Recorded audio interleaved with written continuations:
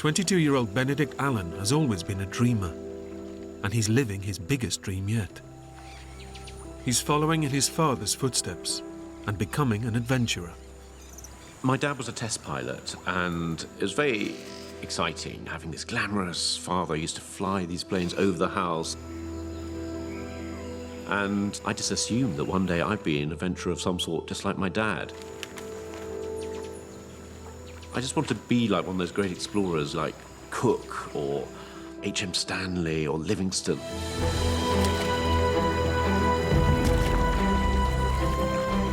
And for his first expedition, Benedict has come to the greatest wilderness on Earth, the mighty Amazon rainforest. As a child, I read in my books about El Dorado, which was this mythical land of gold. But no one found El Dorado, and I thought one day that would be my destiny.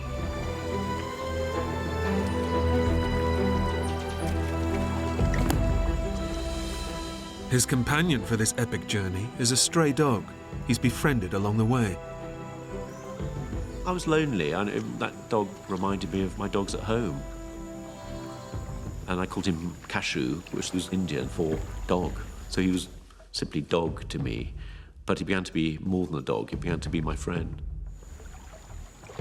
Despite his youthful enthusiasm, this is Benedict's first major adventure. He's attempting to traverse over 1,000 miles of dense, uncharted rainforest. So he's relying heavily on 2 local guides to help him survive. They taught me how to feel comfortable in the forest, which to me was a confusing place.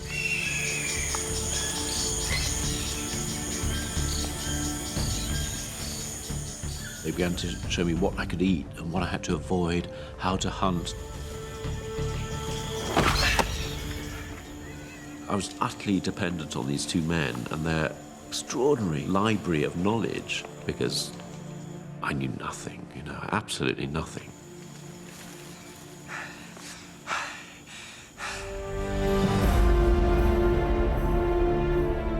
For 3 months, they head deeper into the vast rainforest and are nearing the supposed location of El Dorado, the city of gold. But Benedict has been warned of the dangerous illegal miners that have been drawn here. And there are troubling indications that they are not alone. Signs were ominous from the beginning. The water, just empty cachaça bottles. Cachaça is a sort of cheap rum. There was a sense that there were outsiders in the forest. I'd been warned that these were bank robbers, thieves, people accused of murder. They'd all headed off into the forest because here was a chance of making a quick buck. Despite Benedict's trepidation, they must find a place to camp as night is falling.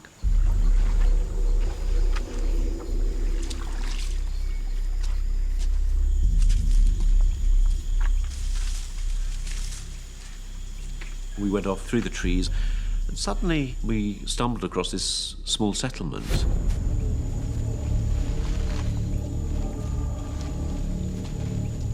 But whereas I was worried, my 2 Indian guides were absolutely entranced. I remember one of the Indian guides picking up a can opener and wondering what that was.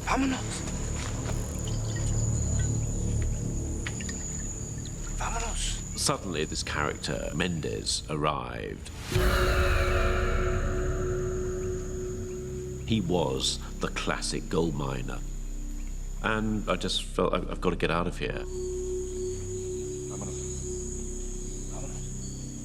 ¿Qué estás haciendo aquí, entonces?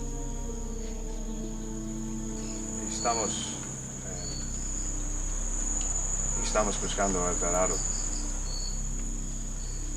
¿El Dorado? Estamos viajando al sur por la boca del Amazon. No, mi amigo. Si viajas para allá, muy peligroso. Los rápidos están lucidos, pero puede ayudarte. Mendes said to me, look, I'll be your guide. I'll take you down the river towards El Dorado. Furthermore, I know a track. You'll be able to walk from the river to the outside world. ¿Está bien? Divertimos. And I thought, well, maybe I've misjudged this gold miner. Maybe he isn't that bad. But I thought I should go along with this plan. I'll be heading in the right direction at least. Bien.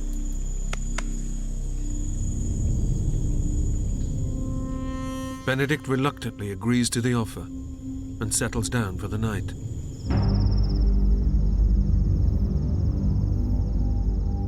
But as the night wears on, he has a growing sense that all is not what it seems. That night, I woke up in my hammock feeling that something was wrong. Just an uneasy feeling, and I remember thinking, I've got to check on things.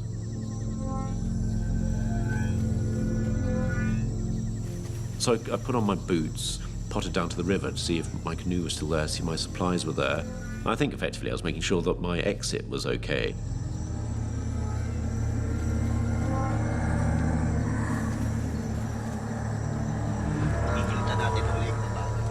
And I heard this conversation going on between Eduardo and Mendes, and they were discussing me. They were saying, why don't we go and slit his throat right now? Porque no rajamos la garganta ahora. Los indios que tendrán problemas si lo matamos. No. A ellos le dan igual. I had a rising sense of fear, and adrenaline began thumping in my ears. Venga. Lo hacemos ahora. ¿Quién va a ser? No lo haré cuando está durmiendo. And I realized I'm just going to be killed. These are my last moments alive. I just thought, go, I have to run, get out of here. Gathered my hammock together, my mosquito net, ran to the canoe.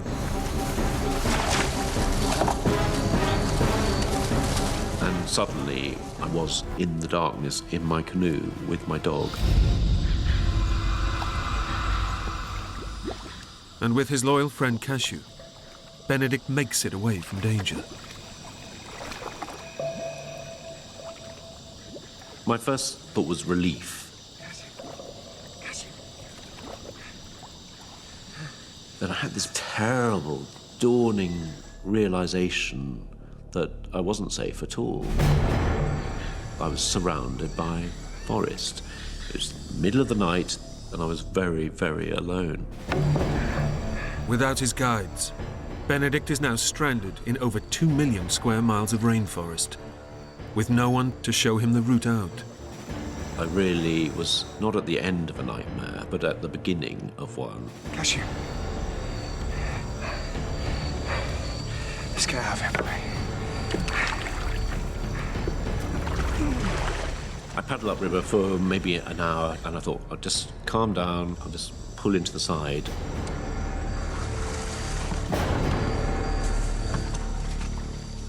Made a little camp and thought, I've got to come to terms with this new situation.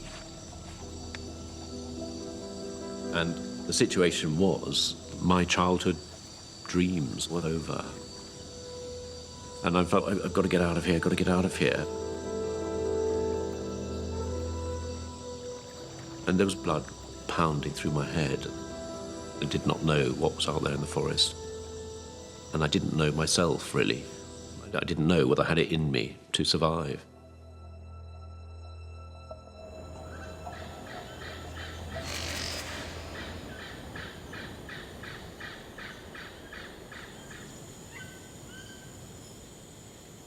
As the first light came up, I could see this forest, absolutely immense, and there I was in the middle of it, absolutely alone.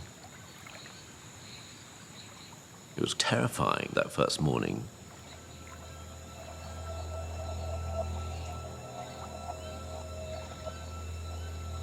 But after a little while, I thought, no, come on, pull yourself together. It's the first day. So I began looking at my supplies, trying to work out whether I had enough to get me out of the forest. Good boy. And by Benedict's estimations, he has enough rice, sugar, and dried meat to last him approximately 2 weeks. And he has a mosquito net, a machete, and a survival kit. All the basics he needs to stay alive.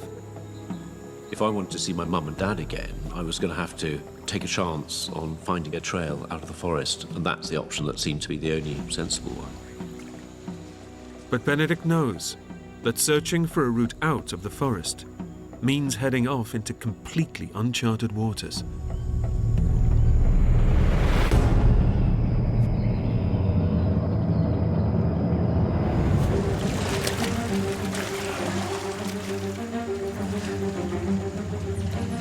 I was actually going into the interior. I was heading upriver.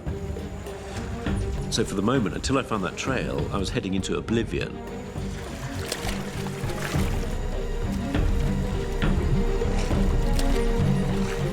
As I paddled away upstream, I was feeling more and more hopeful. Then, suddenly, there were rapids.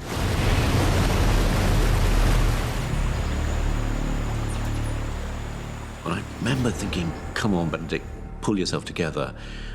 You've got to get out of here. Spent a lot of time dragging the canoe through the rapids.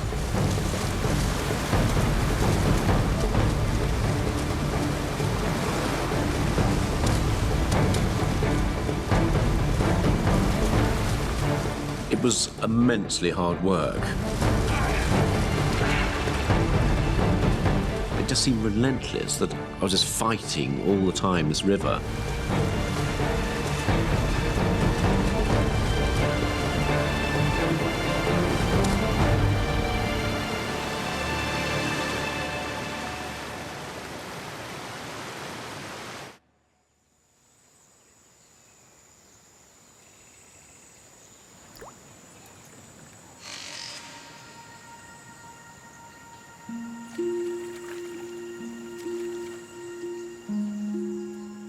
After 3 days on the river, fighting countless sets of rapids, the harsh reality is sinking in for Benedict. He's heading deeper and deeper into the forest, and there is still no sign of the trail.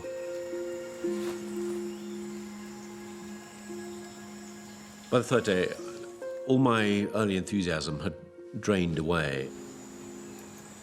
I kept on thinking, how many rapids are there? They weren't marked on any map. It just seemed relentless.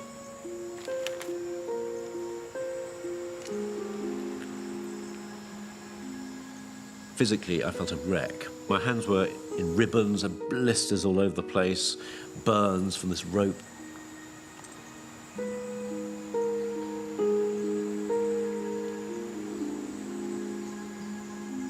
The big question mark was how long I could keep on going. And it wasn't that I was running out of food, I was just running out of belief in myself.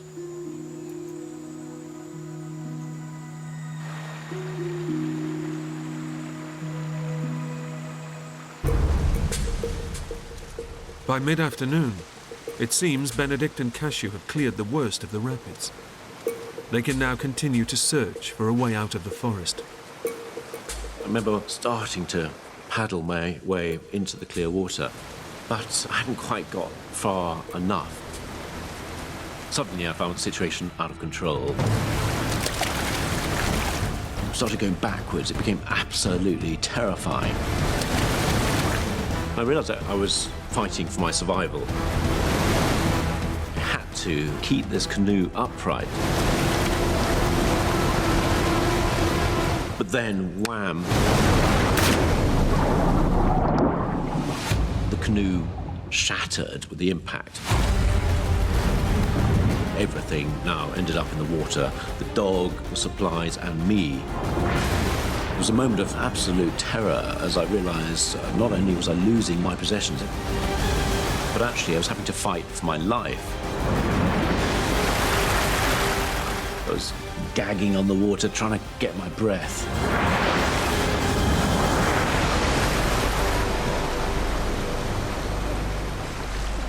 Finally got some purchase and waded my way towards the riverbank.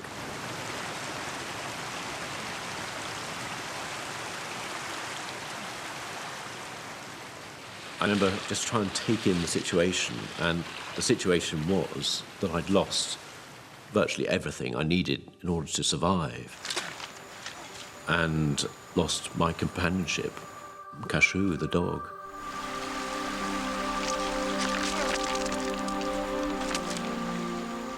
Yeah, it was a sad moment just because he was my friend, my companionship. He was everything to me. And as Benedict sits on the riverbank, he realizes that along with Cashew, his hopes of survival are slowly drifting away. First thing that struck me was I didn't have any food. Then I realized I didn't have a hammock, didn't have my mosquito net. There were so many worries going through my head. Would I end up starving to death? Would I die slowly of malaria? It was difficult to imagine how I was going to end up, but whatever way, it didn't look likely that I'd ever see my family again. Benedict knows that no one will be looking for him, because his expedition is not due to finish for at least 3 months. And with no food or medical supplies, he'll be lucky to survive a week. Now, I was 3 weeks into this trek, 3 weeks of really hardly eating anything. After walking for 70 miles, Benedict is now in the advanced stages of starvation, and the malarial parasites are rapidly colonizing and destroying his body. He knows that his condition is reaching critical. And I was so aware that I was running out of time. Cashew seemed to be lagging more and more behind. And I thought, I can't have you as a passenger. Cashew! Cashew! Cashew! Shoot!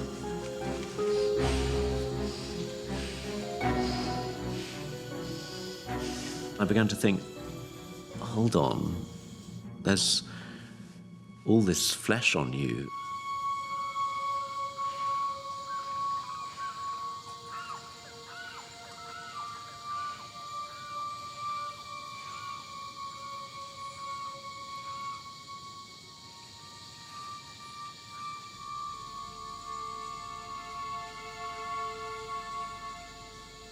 But it was inconceivable that he could ever be my food.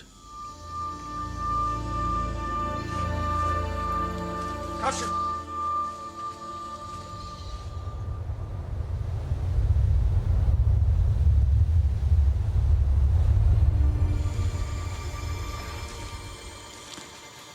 As the day wore on, I began pining for water, and I realized I wasn't just starving, I was dehydrated.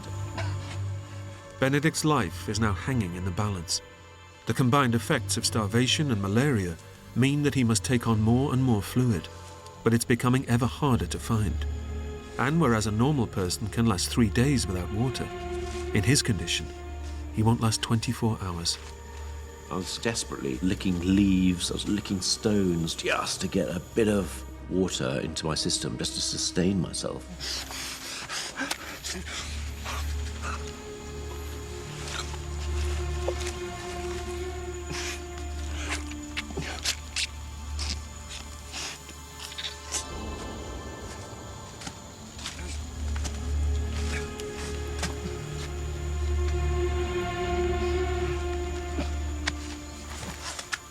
I found myself side by side with the dog, actually lapping water like a dog.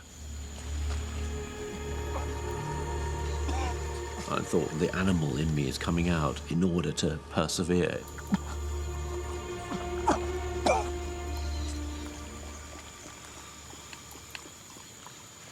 Become like you, Cashew.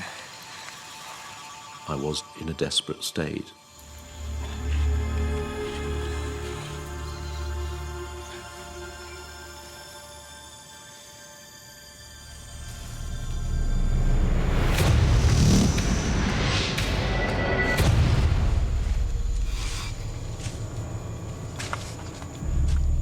By now, it was almost impossible just to keep on walking.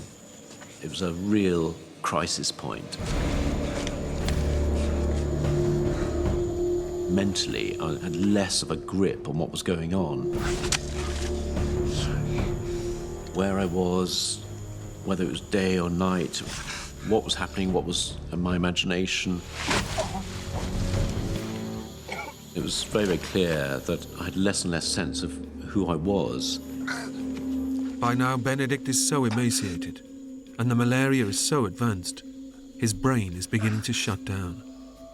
And as his clarity and sense of self dissolves, he knows that his death is creeping ever closer.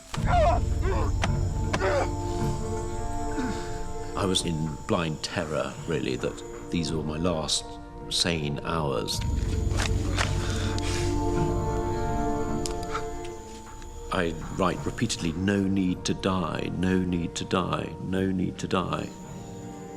And Benedict realizes that unless he eats immediately, this could very well be his last day alive. One way or another, the moment came when I just thought, this is it, this is the day. The day when I can actually gather myself together, pick up my machete and kill the dog. Without the nutrition that Cashew will provide, Benedict is a dead man. He now has no choice but to kill his only friend. It felt like I was an executioner at this stage, but I remember this terrible cowardness of walking up behind it, knowing I couldn't actually face killing the dog in front.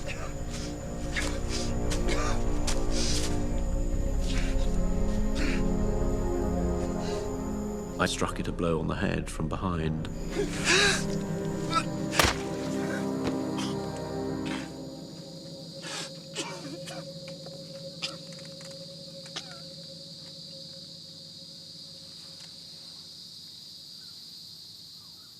Suddenly, there was a way out of this hell.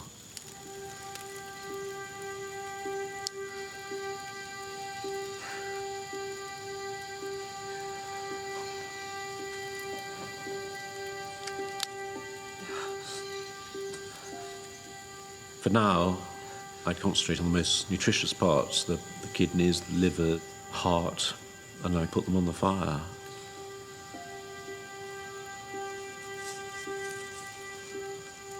I just sort of quietly ate them, and rather sorrowfully, actually.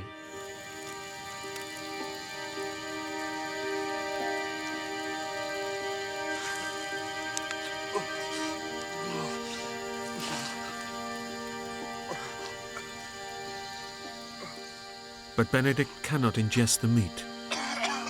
The malaria is making his stomach reject anything he forces into it. And the realization dawns. He's just used his last chance.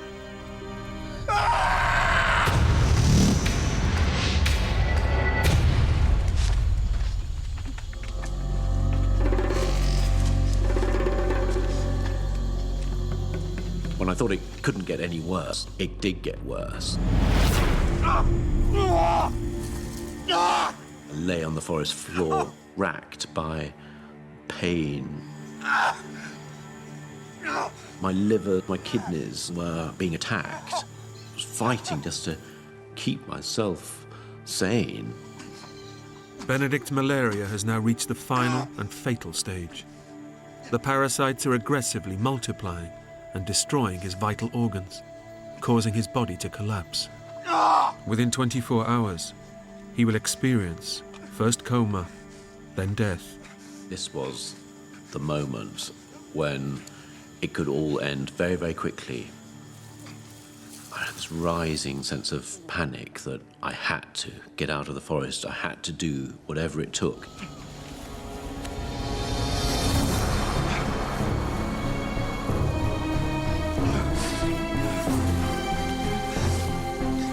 Whatever happened, I had to keep moving.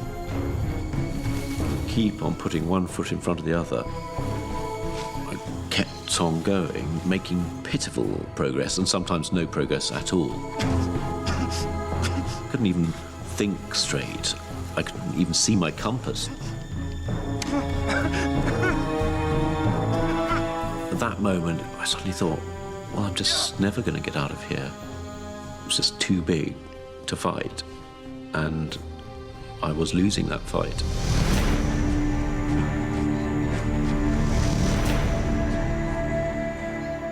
Benedict simply cannot go on. He's just too weak, too ravaged by disease.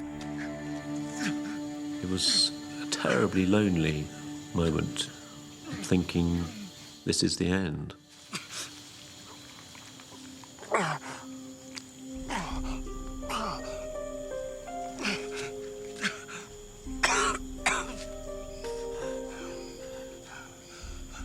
And suddenly, amongst all this despair, this confusion, this feeling of being trapped in this prison, a sight that will always stay with me.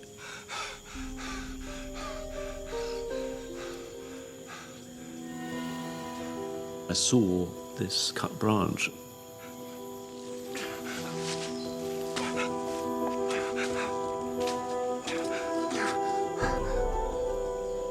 The cut itself was blackened, so it had been cut some time ago, but had been cut by a human.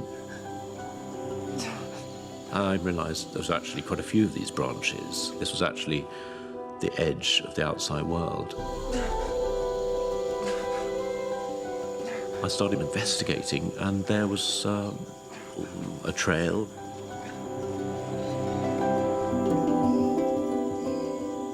And then the extraordinary thing of just seeing daylight, and it's still emotional to me, just this reconnection with the outside world.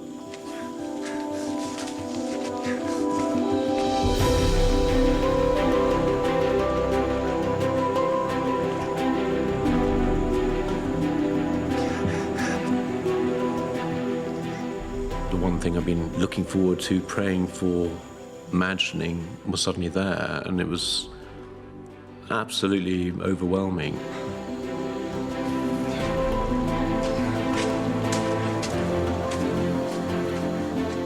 And I found myself in the back of a garden. There, ahead of me, was a little hut, and there was a little man in front. And he was just standing there with a look, not of welcome, but of horror.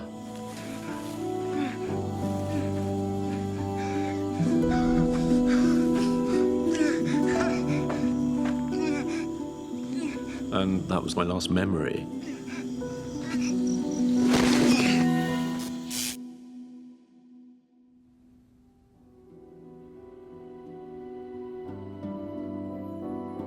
Having recognized the symptoms of malaria, the farmer nursed Benedict for 3 days before he was driven to a hospital in Macapá, where he made a full recovery. Benedict returned home to be reunited with his parents 1 week later. My life was never the same again. And Benedict has been exploring the world ever since, fulfilling his dreams of becoming a renowned adventurer, just like his father. I've been going off to the jungle, going off to the desert, going off to the Arctic, pushing myself to the limit, trying to touch that experience that I had that was so profound. That has always haunted me, and it's something that'll always be with me, and it's steered the rest of my life.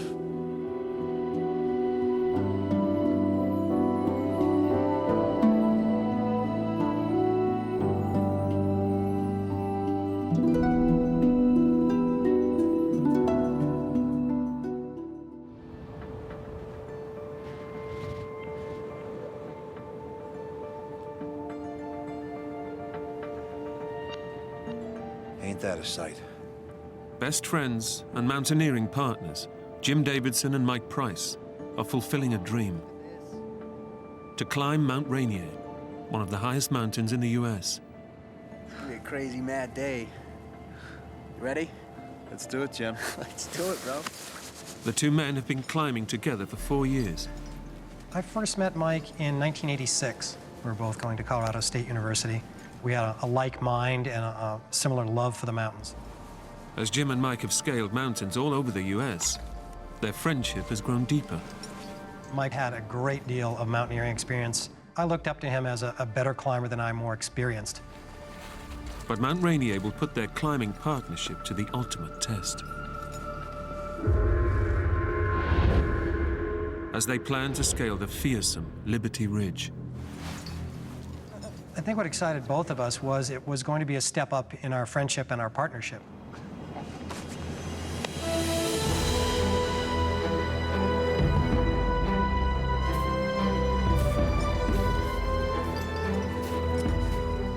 On the third morning of their trek, they're ready for the final leg of their trip, up to the 14,000-foot summit.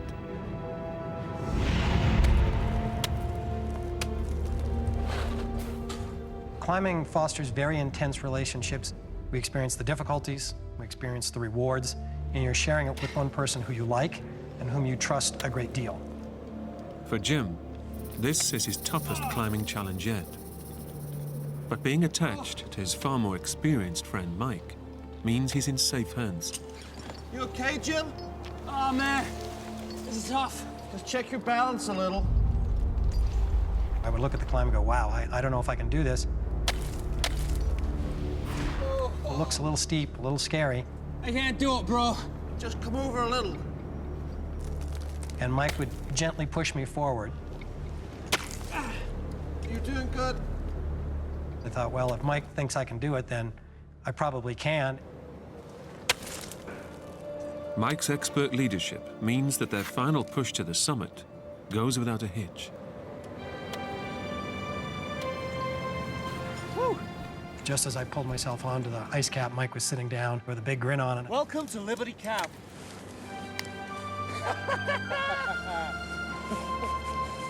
Their reward is spectacular views on a perfect day.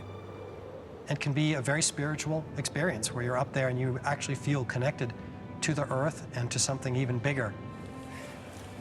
And to have those magical moments in the mountain, you have to put forth the work and you have to be willing to accept some risk.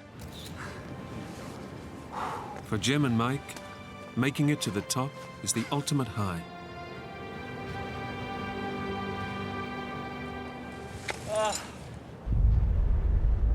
Having realized their dream, they're now ready to get home to their families.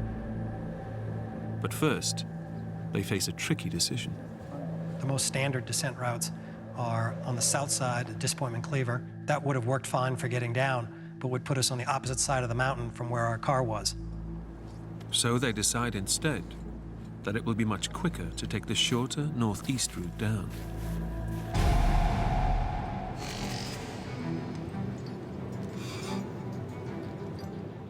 It's a straightforward 8-hour trek back to base.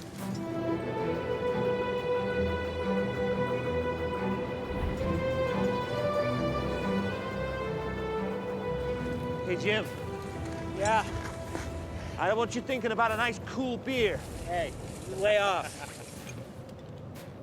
But Jim and Mike are also aware that they must stay alert. They know that hidden just under the snow, the landscape is a minefield of cracks and gullies, the worst of which are huge crevasses. All of the glaciers on Rainier have crevasses, these big cracks in the ice.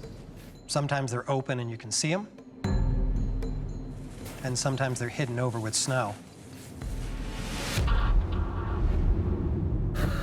And as the hours pass, the risk of crevasses increases. The sun softens the snow, weakens the ice. That can make the route itself more likely to collapse.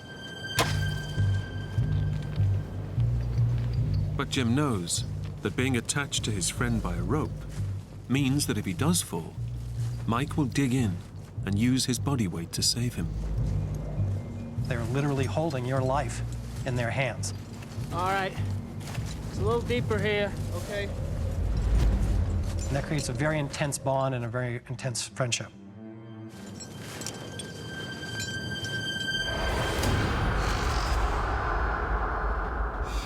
But an hour into their descent, they realize that the route they've chosen catches the full heat of the sun.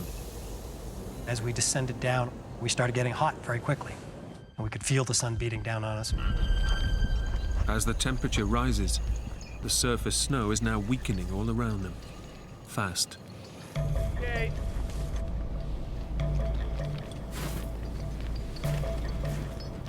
Our boots would sink in deeper and our ice axes would sink in deeper. Jim and Mike are now only inching forward.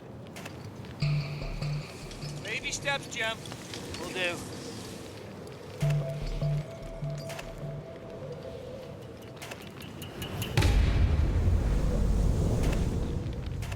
In these conditions, one false step could be deadly. Just take it easy, Jim.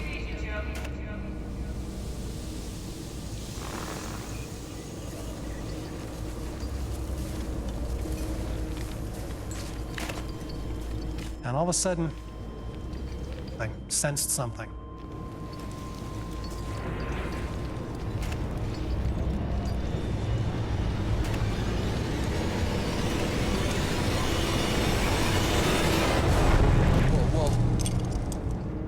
Below me, the ground just dropped off.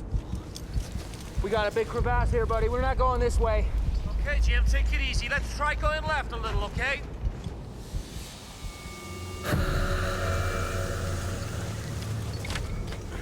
It's been a close call, and Jim now realizes that real danger is lurking all around them. I probed the ground in front of me, and it felt solid.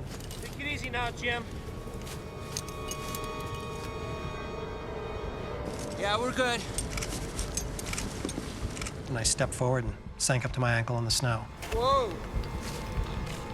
I probed a second step, and my ice axe felt solid, so I stepped forward. No, we're good. My face smashed up against the snow. And I realized I wasn't going to be able to stop myself. I yelled, "Falling!"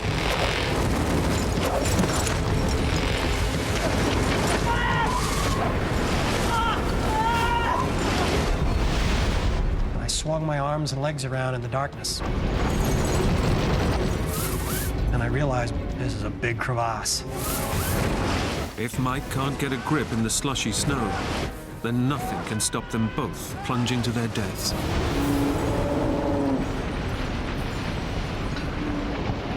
It seemed to progress very slowly. I had time to think about what was happening and what might happen and how we were going to land. It was just absolute sheer terror. I was tied to Mike, so I thought in another second or so the rope will get tight and catch me. As Jim speeds downwards, he knows Mike only has a few feet left to dig in and break his fall. I thought 10 feet, 20 feet, 40 feet. Mike should have caught me by now. And I put my hand out, and I could hear how fast I was moving by the high, screaming pitch of the nylon glove dragging on the wall in the darkness. And when I swished around, it felt kind of empty, and I realized that my wrist loop had slipped off my hand. My ice axe gone now. There's no way I can stop myself. Then my brain told me that I'd fallen 50 feet. I thought, no, that can't be right. If I'm in 50 feet, and there's 50 feet of rope between me and Mike, that means he's right at the lip of the crevasse. And I'm going so fast now, he's gonna have a heck of a time catching me. And I thought, come on, Mike, dig in, dig in. Because I knew that he was getting close to the edge.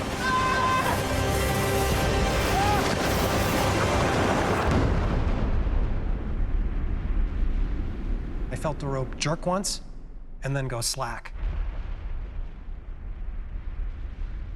And at first I was confused. I didn't know what that meant.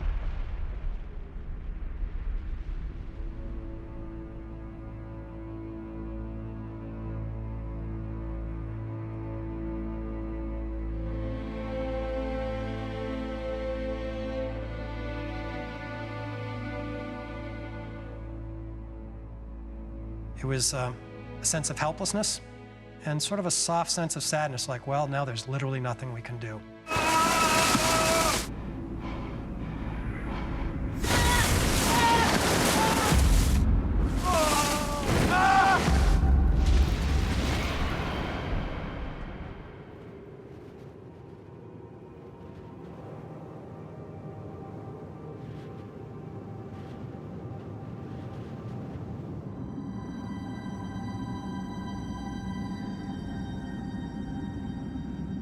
The violence of Jim and Mike's 80-foot fall has triggered something every climber dreads: an avalanche.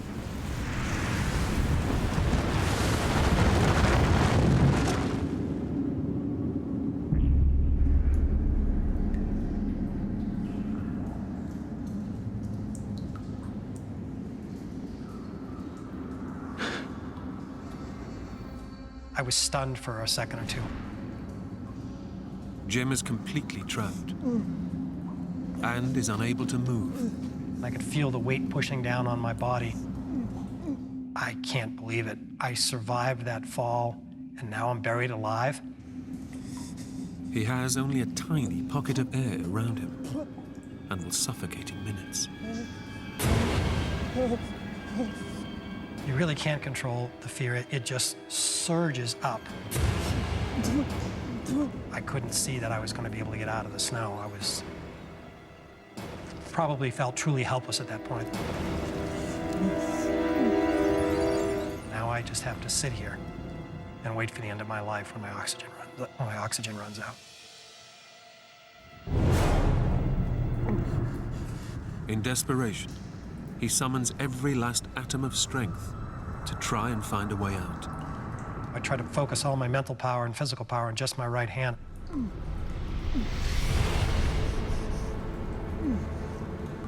I pushed with all my strength just on one spot, just pushing my right arm up.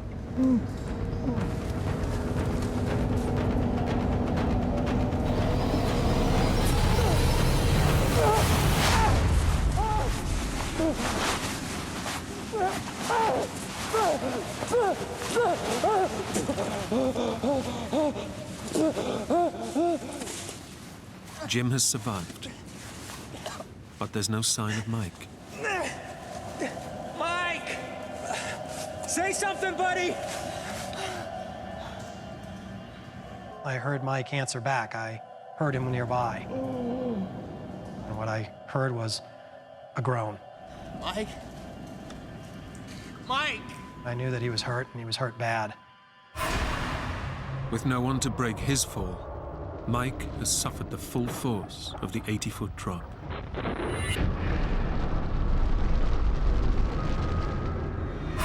Mike! Mike! And I heard his breathing get more labored and more labored. Mike, answer me, buddy! I started digging at the snow faster. Say something, buddy! I heard Mike exhale once, and then he didn't inhale. And I thought, no. It can't be that he's not breathing. I must have just missed the sound of him inhaling and exhaling. Mikey, stay with me, buddy. Mikey! Mikey! I couldn't quite believe what was in front of me, but I had to accept the reality. I had to accept that he wasn't breathing, and I had to do something about it.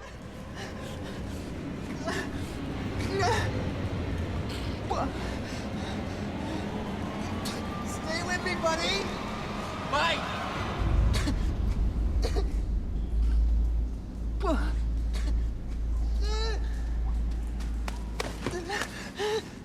I didn't get any response. I could just feel this surge of fear boiling up inside me.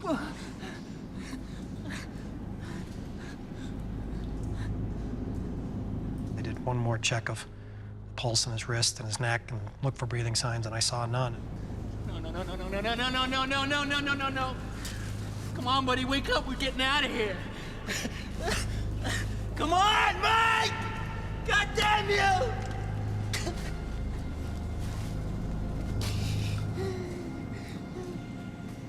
My hands started to shake, and my Upper body started to shake and the emotions started creeping up on me.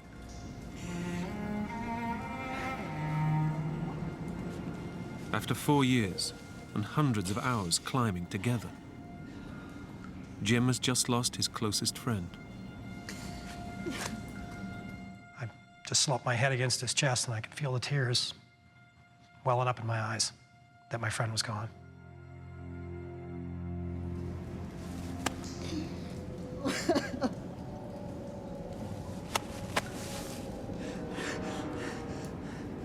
Jim is alone, trapped 80 feet down a colossal crevasse. And without his climbing partner, his chances of escape have gone.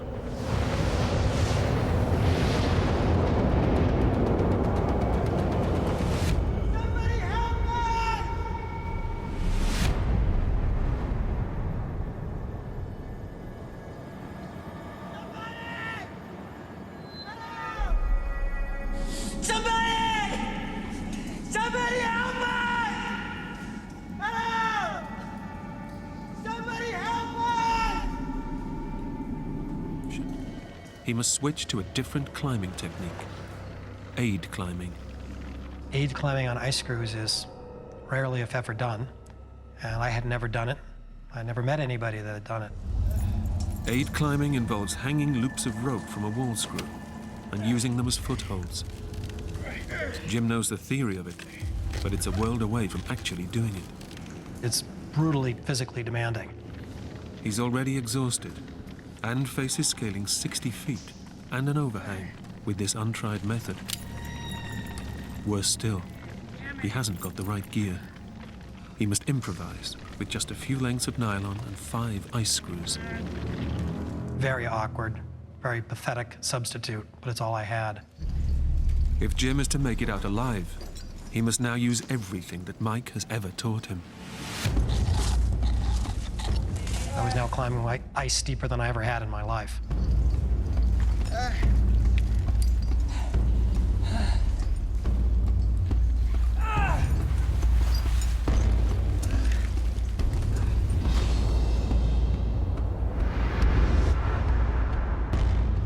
Without Mike to help him, Jim has to constantly climb back down to retrieve his ice screws, costing him precious time and energy.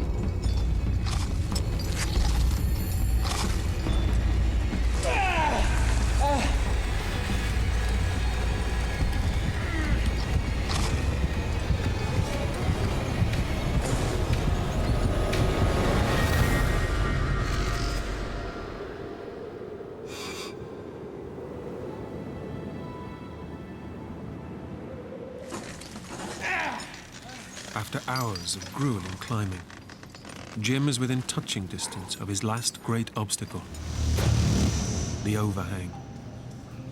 If he can get past it, he'll have only 20 feet left to climb.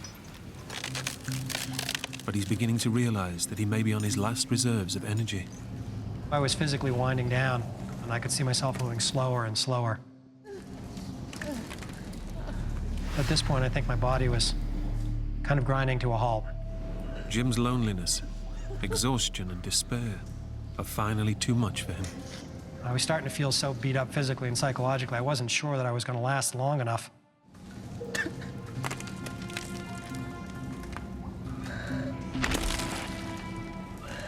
I had absolutely no strength out there.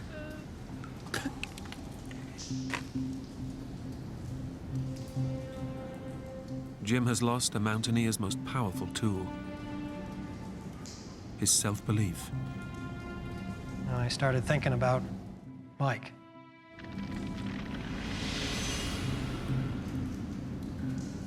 And his parents at home.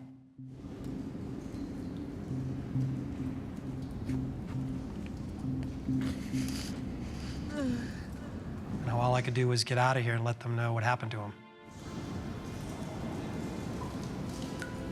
Even though no one would have known if I just gave in to the cold and sleep, that wouldn't be honoring the people that had helped me and what they had taught me.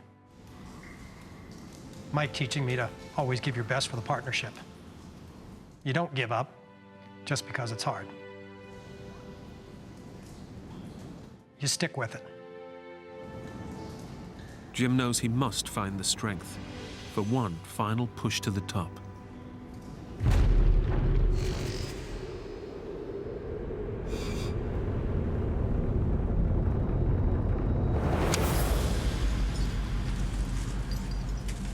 If I made it out and collapsed there and died there, that would be a success, because they'd find me and follow the rope back to Mike. And so we'd both be found, both get off the mountain.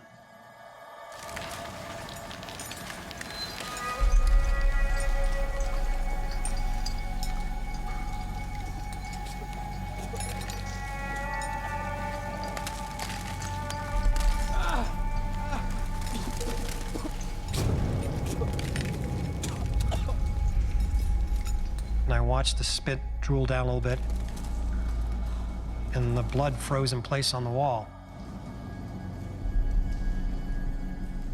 And I realized that was actually kind of a marker, marking how far I'd progressed up the wall. It was a psychological game to prove to myself that even though it was painfully slow and horribly scary, that I was making progress.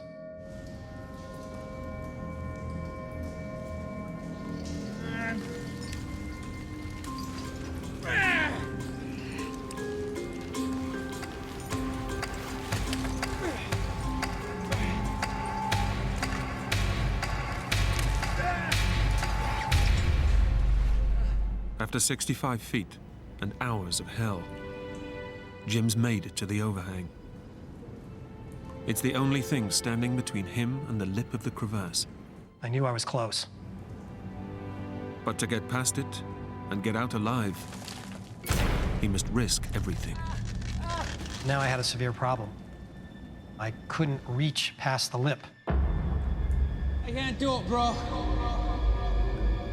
Just come over a little.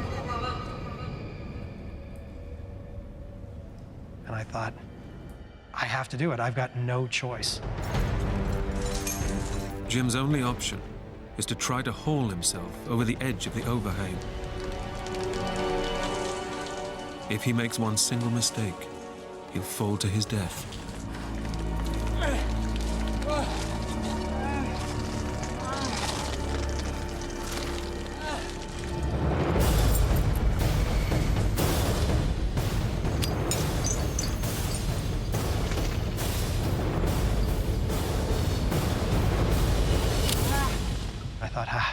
I've made it. I've secured myself to the upper screw. And I took my ice axe off the lower screw so that I could hang onto it. I realized I had just made a huge error. Jim has broken a climber's golden rule. He's attached himself to his chest instead of his waist. The chest harness cinched down around my chest and squeezed the breath out of me. And some voice in my head was just screaming at me, saying, "It's all over. You're gonna die hanging from this ice screw." I was gasping for breaths. I would get one occasionally when I would get one ice tool in the wall. I could get a little weight off and I would get 2 breaths, and then I would slip and slump back onto the sling and it would squeeze me tight again. I had to get off that ice screw. Unless he can find one last surge of energy, Jim knows he has just seconds left to live.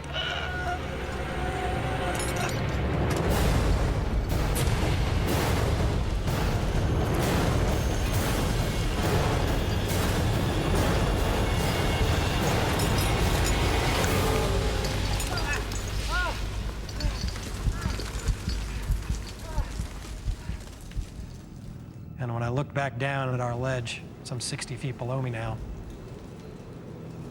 I realized that I was really out there on the extreme edge of what I thought climbing could even be.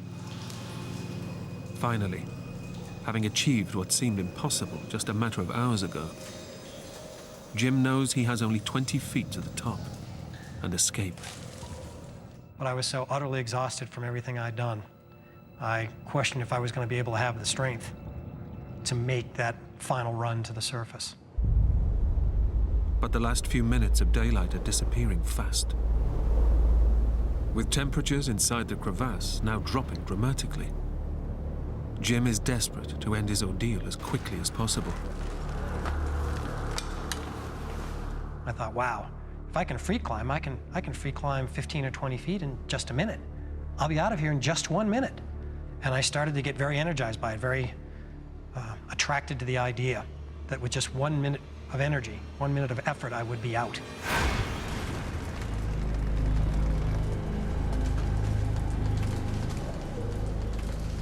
I heard Mike's voice just clear as a bell, and he was like, don't. He said, you're not strong enough, you might slip, and if you slip and fall, it'll be all over. You can't take that risk. He knows that Mike's words could be the difference between life and death. No matter how hard and time-consuming, Jim should carry on aid climbing.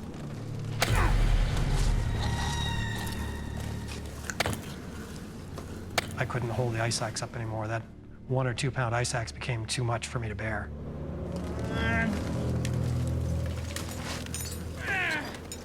And I was truly getting down to the end of my energies.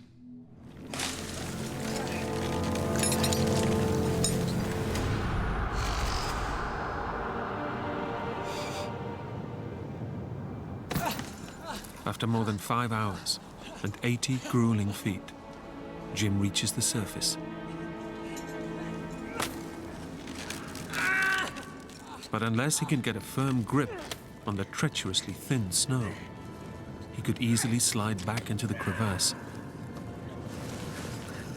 I can't believe at the very last second I'm going to fall backwards, all the way back down to where I came from.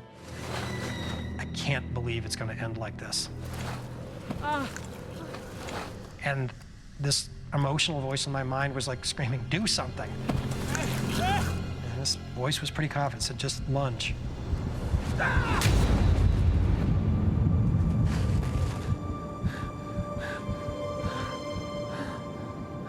I looked back where I had last seen Mike just before the fall, and I could see where he was standing, and there was a very sharp groove in the snow that proved to me that Mike had dug in as hard as he could to catch my fall.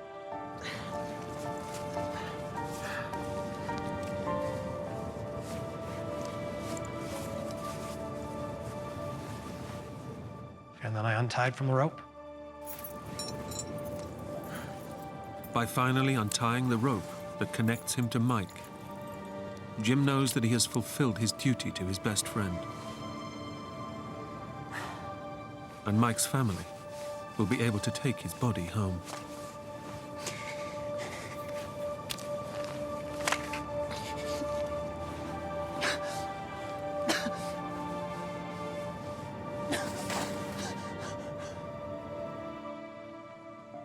All that emotion that had been trapped down inside me for over 5 hours just gushed out.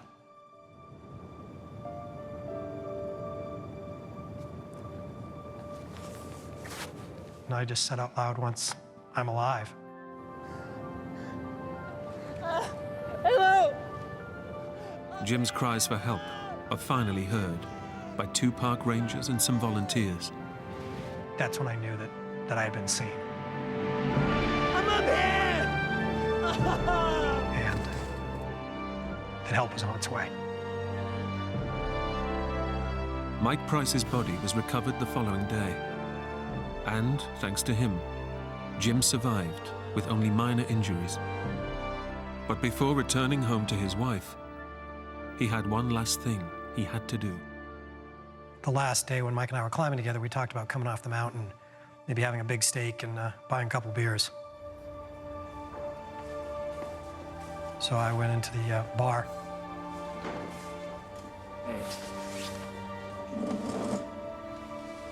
And I ordered 2 beers. One for me, one for Mike. Thanks.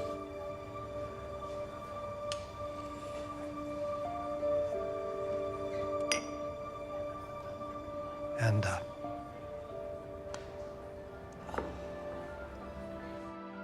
I sat there and drank them both.